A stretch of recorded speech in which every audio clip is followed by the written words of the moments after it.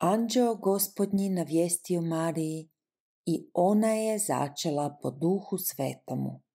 Zdravo Marijo, milosti puna, Gospodin s tobom, blagoslovljena ti među ženama i blagoslovljen plod utrobe tvoje, Isus. Sveta Marijo, Majko Božja, moli za nas grešnike, sada i na času smrti naše. Amen. Evo službenice Gospodnje, neka mi bude po riječi tvojoj. Zdravo Marijo, milosti puna, Gospodin s tobom, blagoslovljena ti među ženama i blagoslovljen plod utrobe tvoje, Isus. Sveta Marijo, Majko Božja, moli za nas grešnike, sada i na času smrti naše. Amen.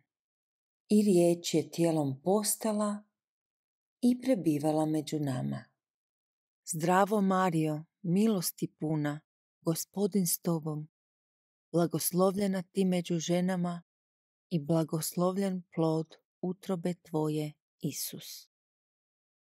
Sveta Marijo, Majko Božja, moli za nas grešnike, sada i na času smrti naše. Amen. Moli za nas, Sveta Bogorodice, da dostojni postanemo obećanja Kristovih. Pomolimo se.